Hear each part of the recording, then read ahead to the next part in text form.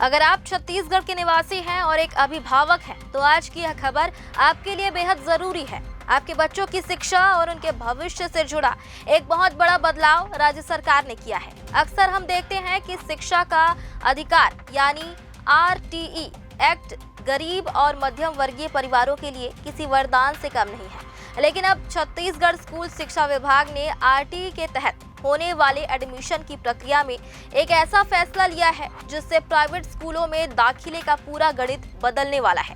नमस्कार, आप देख रहे हैं CGNN लाइव और मैं हूं आपके साथ सीमा। खबर यह है कि छत्तीसगढ़ सरकार ने मुफ्त और अनिवार्य शिक्षा अधिकार अधिनियम के तहत एक बड़ा प्रशासनिक फैसला लिया है। अब राज्य के प्राइवेट स्कूलों में RTE के तहत बच्चों का एडमिशन सिर्फ और सिर्फ क्लास 1 यानी पहली कक्षा तक ही सीमित रहेगा।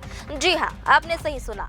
अब तक क्या होता था? अब तक हम देखते थे कि प्राइवेट स्कूल RTE के तहत गरीब परिवारों के बच्चों को नर्सरी, KG1 या फिर प्री प्राइमरी लेवल पर भी एडमिशन देते थे, यानी बच्चे की पढ़ाई की शुरुआत ही प्राइवेट स्कूल के माहौल में होती थी।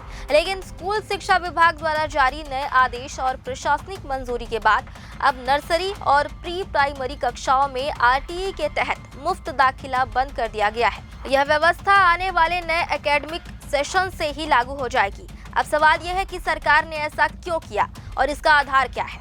दरअसल यह पूरा फैसला शिक्षा का अधिकार अधिनियम 2009 की धारा 12(1)(c) के प्रावधानों के तहत लिया गया है। इस धारा के तहत अब बच्चों को सीधे कक्षा पहली में ही प्रवेश दिया जाएगा।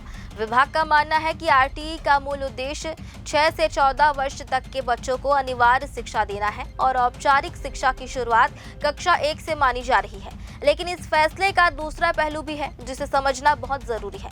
इस फैसले का सीधा असर उन BPL गरीबी रेखा से नीचे वाले परिवारों पर पड़ेगा जो अपने बच्चों को छोटी उम्र से ही यानी नर्सरी से ही प्राइवेट स्कूलों में पढ़ाने का सपना देखते थे।